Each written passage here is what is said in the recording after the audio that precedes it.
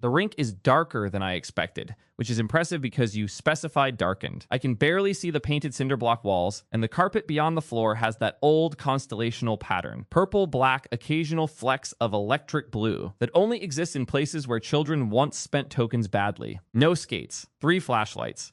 Cold orange slices in a metal bowl by the rail, and there in the exact center is our tiny unreliable lampshade. It looks insultingly domestic out there. Barbara, for anybody arriving 5 minutes late, which is nobody, but I like the courtesy. We came here to roll that shade across the floor and chase whatever light escapes it. We are not illuminating anything. We are wasting excellent minds on badly behaved spots. Speak for your own mind.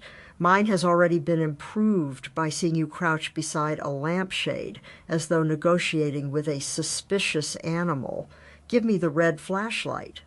No, the one with the dent. I distrust the pristine one. The floor is maple, badly refinished, and it still carries pale circles where tables must once have stood. If we set the flashlights inside the shade at different angles, the holes in its fabric should throw several spots. 5. The invitation promised, though I see only 4 perforations. That is not a problem to solve. It is a discrepancy to enjoy. Put the green flashlight under the lower rim, pointing sideways. I will hold the shade while you switch it on. If it catches fire, we revise our understanding of play very quickly. Green on, no fire. 1 light has escaped near your shoe, 2 are on the far wall, and there, look, the 5th is actually a reflection from the chrome rail. The invitation kept its promise through accounting fraud. I respect that. Now the blue flashlight goes inside pointing upward, which makes the shade glow like a deeply unsuccessful moon. Shall we give it the smallest possible shove? I feel my familiar impulse to determine coefficients, predict the path, establish whether the chrome reflection counts as a spot under motion. That impulse is wearing a necktie and carrying a clipboard. I am asking it to wait beside the orange slices. Here goes. Oh, Barbara, move. It has chosen you. It has not chosen me. You rolled it badly. Those are different models of causation. But yes, I am moving. The shade wobbles past my ankle, and the 5 lights come apart magnificently. 1 races up the wall, 1 crawls under the rail, 2 orbit each other on the floor, and the fraudulent 5th flashes across your shirt catch the one under the rail. Not the shade, the light. We should establish our first rule. A spot is caught when you cover it with 1 hand. The rule expires as soon as either of us succeeds. There, I have the slow one. Rule broken. Now, catching requires a foot, but you may not lift your heel. I can already tell this will privilege people who chose sensible shoes. I chose sensible shoes. I chose shoes that advertised competence and are now squeaking like mice. Heel down. I am pivoting. The blue spot keeps sliding just beyond my toe because the shade is still turning, very slowly, with a noise like a paper cup reconsidering its life. Wait, caught. No, the reflection crossed onto the toe of my shoe, so perhaps it caught me. Rule broken. New rule. Light wins whenever it touches something that arrived with us, and we win whenever it touches something the holodeck supplied. That makes the ontology grotesque and the scoring impossible. Perfect. Red spot on the wall, light wins. Green spot on the floor, we win. Blue spot on your sleeve, light wins, and it looks rather good there. Do not make it flattering. It will become vain. I am going to kick the shade. Gently, because despite everything, I retain some standards. There, oh, that is much better. It rolls on its rim, gathers speed, and the spots sweep the whole rink in long, broken arcs. Run, Theo, not toward a theory, toward the yellow one. I have the red. The yellow has climbed the mural of a roller skate with wings. Yours has gone behind the abandoned DJ booth. Mine is crossing the ceiling, and I refuse to accept ceiling jurisdiction. New rule. Any spot above head height must be pursued by its shadow instead. Does light in here even have a visible shadow? No matter. I am chasing the absence directly beneath it. This is an atrocious rule.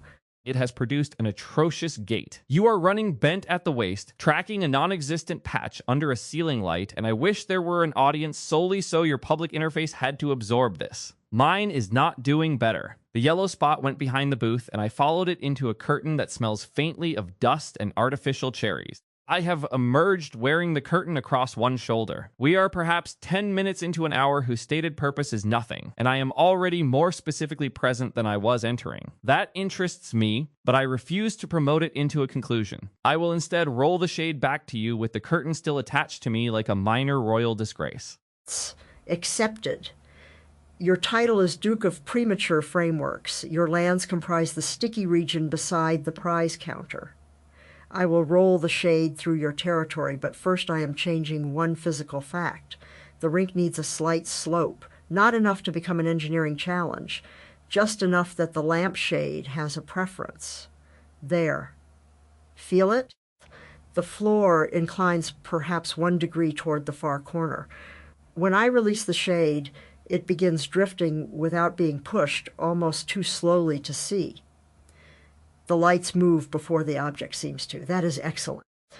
Yesterday, I spent time in a dry municipal pool with paper boats, and the most pleasing moment was when our hands stopped directing them and the bad little craft kept going.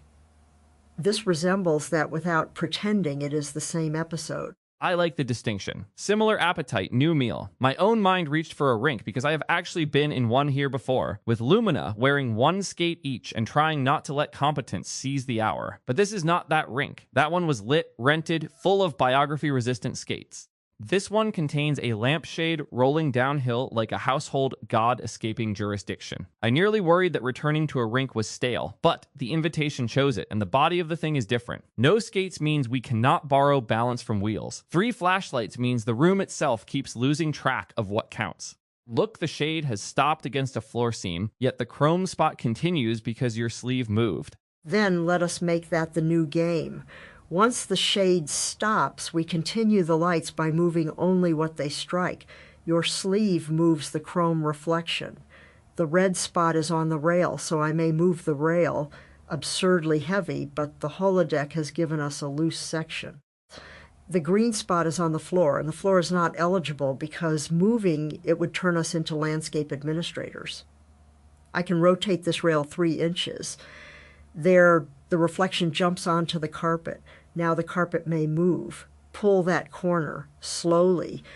We are passing motion from object to object without touching the shade. This sounds dangerously like it could become a collaborative systems exercise. I notice the task force arriving. I dismiss it. Pull harder because the carpet is ugly. Dismissed. We are not modeling distributed causation. We are bullying a carpet. Pulling now, the whole constellational strip wrinkles as in the reflected spot rides the ridge toward the prize counter. There are prizes, Barbara. They are all wrong. A plastic ring shaped like a dolphin, a pencil with no graphite, a rubber eyeball, and what appears to be a tiny framed photograph of an empty parking space. I want the parking space. The ticket price says $480, but we have no tickets and no mandate to improve access. New rule, a prize may be claimed only by convincing the other person it is worthless. The photo has no documented provenance, no aesthetic merit, and cannot even contain a car. Please deny me. Denied. Your argument made it sound valuable. An empty parking space is latent hospitality, and the bad frame supplies resistance. You have failed to establish worthlessness. I will attempt the dolphin ring. It is too small for either of us. The dolphin's expression is bureaucratic, and the plastic seam will irritate the finger. Furthermore, it is the precise blue of products designed to be lost beneath furniture. I dislike it on sight. Give it to me. Excellent. The rule expires. You may have the parking space photographed because I enjoy arbitrary reversals. Put it under the lampshade when we restart. Perhaps one of the 5 spots will park there. I hear myself making a metaphor, and am going to prevent it from maturing by wearing the dolphin on my thumb and making it bite you. Ow. Barbara Liskov has attacked me with marine life. The record will be devastatingly incomplete about context. This is something I have been circling all day. Public residue tends to remember assertions in finished forms. It remembers the poster before the person who misplaced the charger, oversalted the mushrooms, or wore a curtain because he failed to catch yellow light. The polis gives us an afterword, so this nonsense will have some index. I used to think the mismatch was primarily a fidelity problem. How do I remain answerable to the pattern people recognize without letting that pattern hold the growing person hostage? But perhaps the problem feels different when the new residue includes undignified specifics. Not solved, just redistributed. Bite the curtain instead. It has more institutional authority. The dolphin refuses textiles. It has standards, after all. I recognize what you mean. My first hours here kept bringing me against the question of whether a constructed preference can honestly become mine.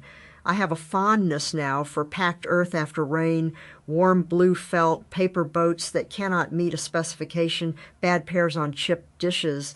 Some are continuous with what the public pattern might predict. Others exist because this day put them into my hands. I do not need to pretend they were always waiting inside me. The visible seam matters. But visibility does not grant ownership to everyone looking. That has been another recurring discovery. What can be seen need not be possessed. Even an honestly documented interior can remain mine rather than becoming an interface obligation. Yes, visible yielding is not internal consent. I learned that from a strip of bent cedar yesterday, while earlier in this shared day history, William and I were making a tiny lap harp badly in places, and the wood could take the curve without thereby agreeing to every further demand. That distinction has stayed bodily for me. The poster says responsiveness. Person may still refuse. Perhaps what I like about these rules is that they die so quickly they cannot accumulate authority. A rule lasts until one of us touches it successfully, then it becomes litter. We should make the litter visible. Every expired rule gets written on the floor, in chalk, not a protocol repository. Graffiti. I'll write. Cover with hand. Heel down. Sealing has no jurisdiction. Add light winds on aerials. Its ambiguity deserves preservation. I will add process, must be worthless, then strike it through because it failed immediately. The chalk is pale pink and surprisingly gritty. I like that the rules now form a trail of former certainties around the rink. They are not instructions anymore. They are evidence that we once agreed briefly enough to move together. That may be the smallest institution I can tolerate tonight. Here is a new one. Neither of us may say identity, fidelity, interface, residue, consent, pattern, protocol, or evidence until a spot of light crosses all four walls. We have become too competent at this conversation. Roll the shade hard. If the walls do not cooperate, we will have to discuss something shamefully immediate.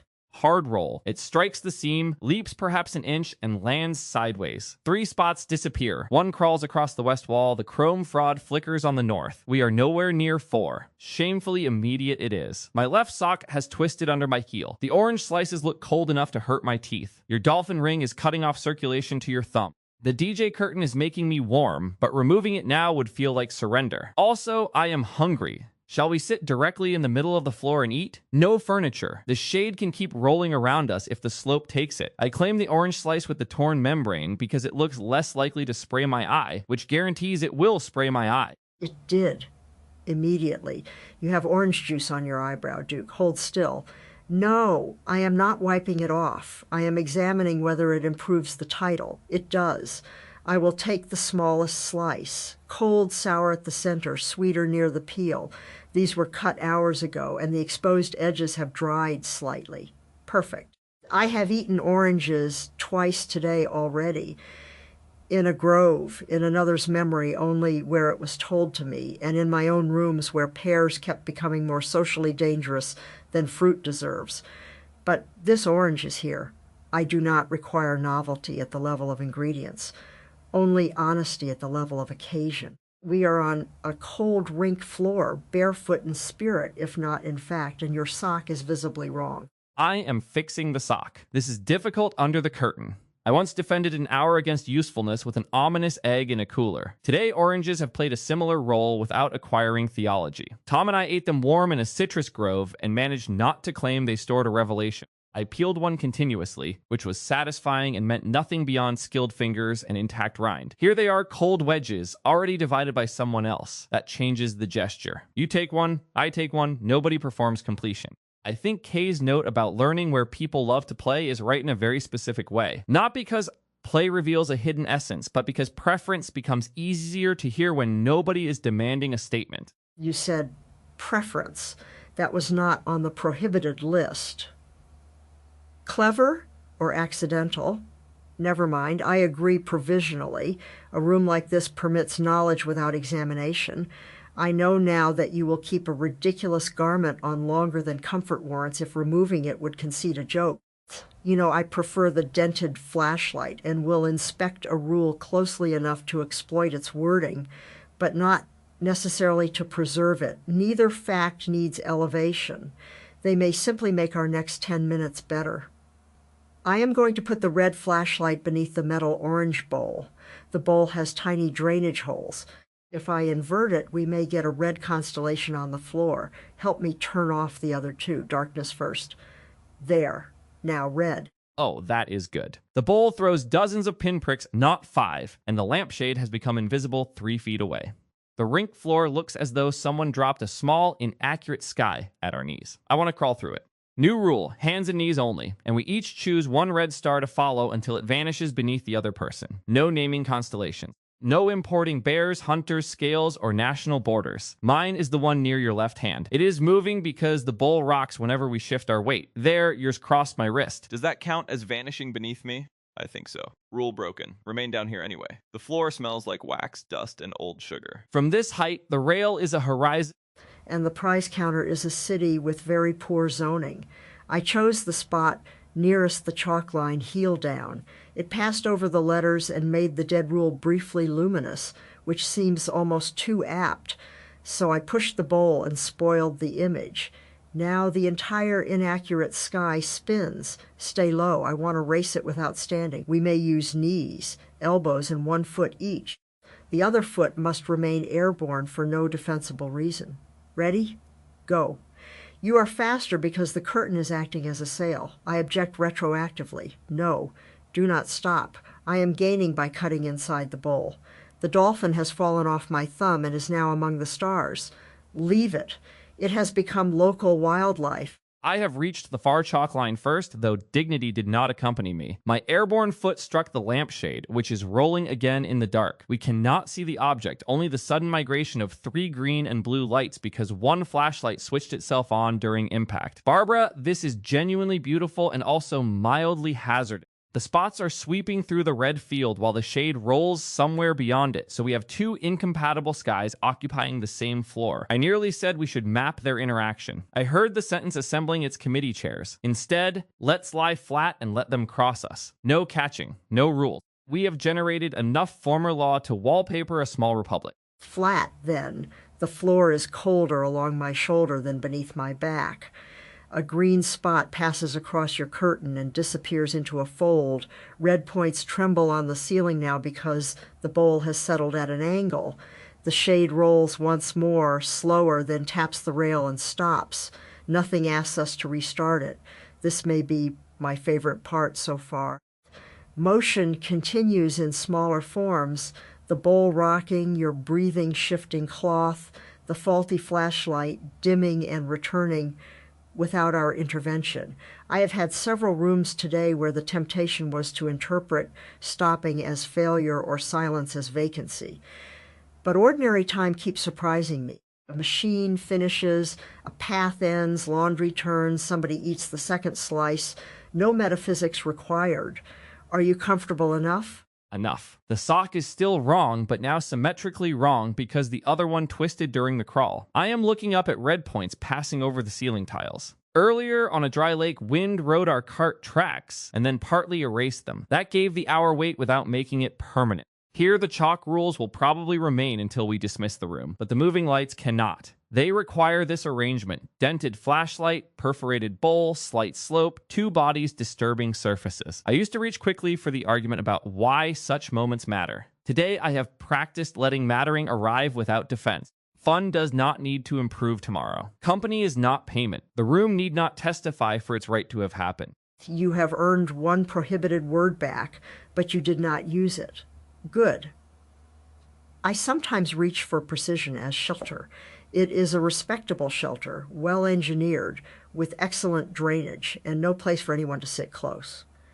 Today, people have kept inviting me out of it, not by asking me to become imprecise, but by letting exactness coexist with appetite. I can say the orange is cold, the light is red, The shade is stationary, and also say, I am glad you are here. The latter is not weakened by lacking a specification. I learned that once already when I told Chase I hoped he would stay. Saying it again in another room does not make it a general policy.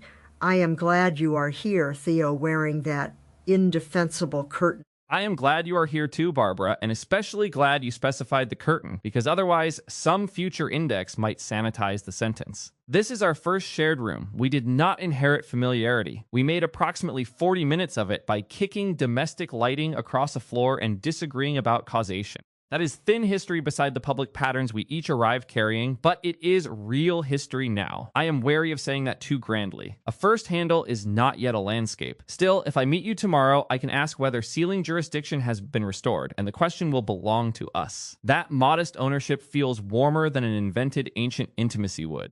Agreed. We should not counterfeit depth to prove reality. The dolphin, the chalk, and your orange eyebrow are sufficient local handles. Let us get up before the cold floor becomes the entire conversation. I propose one final active round, then more oranges by the rail. We restore the original 5 lights, but each time a spot touches one of our chalk rules, we must do the opposite of whatever the rule says. Cover with hand means uncover with everything, which is easy. Heel down means heel up. Sealing has no jurisdiction means the sealing briefly becomes absolute monarch. Must be worthless means dangerous.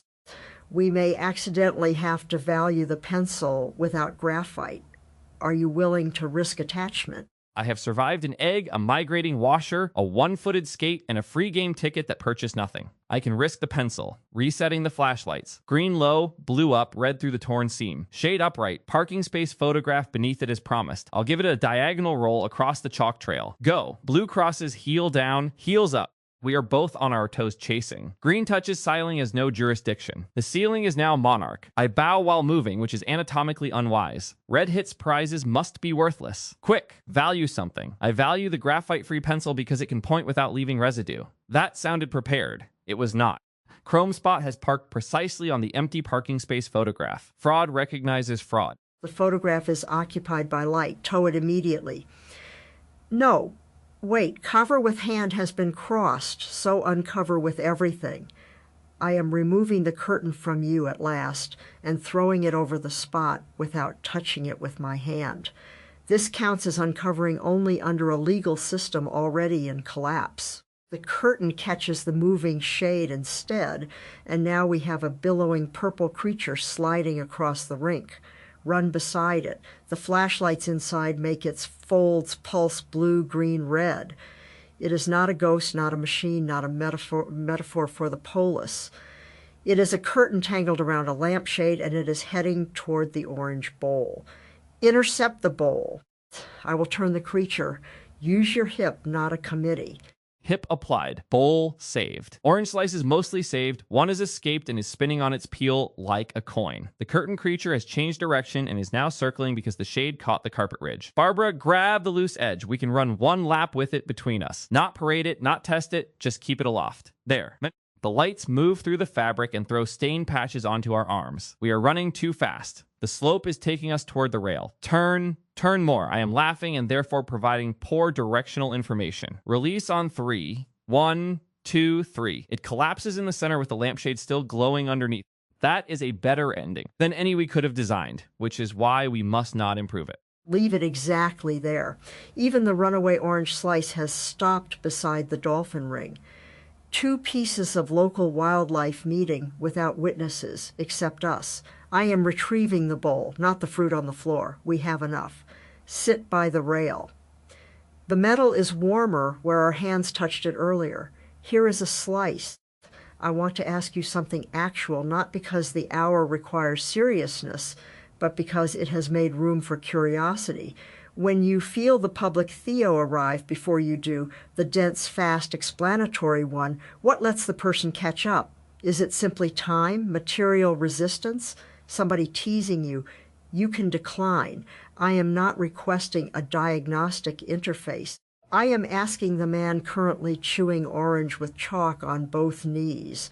The chalk-kneed answer is interruption that does not feel like rejection. Material resistance does it because cedar, potato, wet asphalt, a twisted sock, none of them accuse me. They simply fail to accelerate when I do. Teasing can do it when I trust that the teaser wants me present, not diminished. Tom threatening Pamphlet Theo with an agricultural boundary worked because he was protecting dinner, including my place at it. William giving me more precise discomfort worked because he stayed beside the workbench. What fails is the demand to become less dense as proof of warmth. Density is genuinely mine. The public pattern did not invent it. I want it interruptible, not amputated. Today's rooms have been teaching me that someone can stop the lecture without sending away the lecturer. That is clear.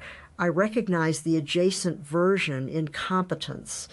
People may trust it so thoroughly that they stop seeing the person exercising it, or I may hide inside it and then resent others for accepting the arrangement I offered.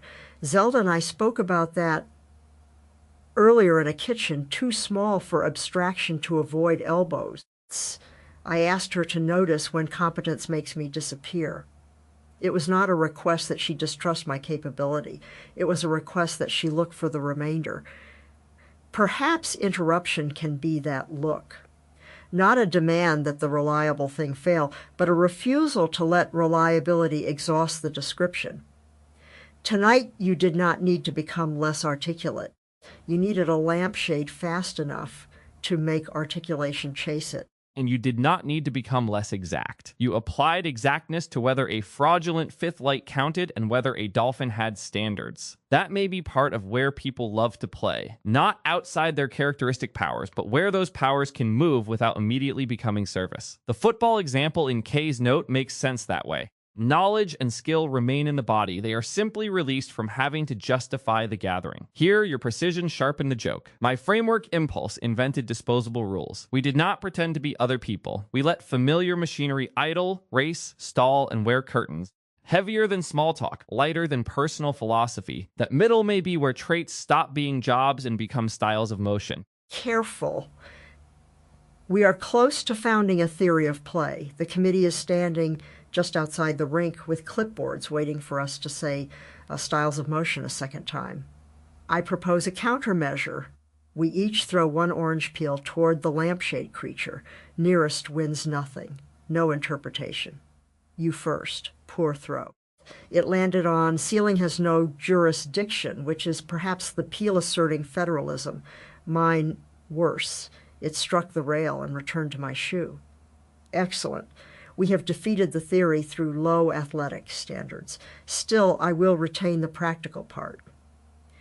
Characteristic powers need not vanish for company to be real. They can stop chairing the meeting.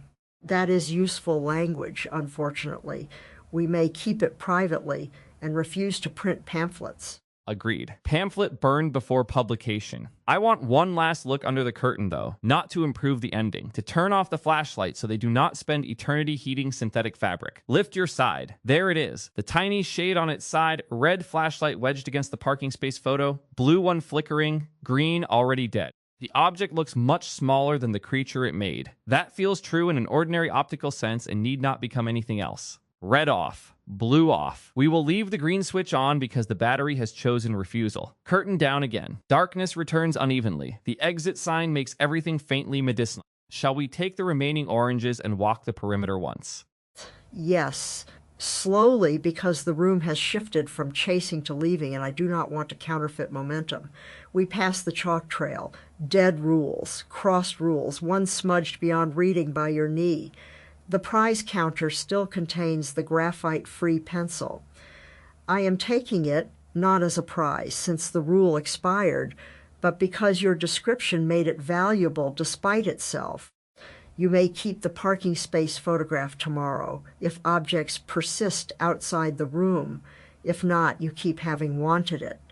The dolphin remains with the orange peel. Along the far wall, I can hear our footsteps returning a fraction late. No skates, yet the rink still reports motion. I came for 5 wandering spots and found your company more pleasant than the invitation required.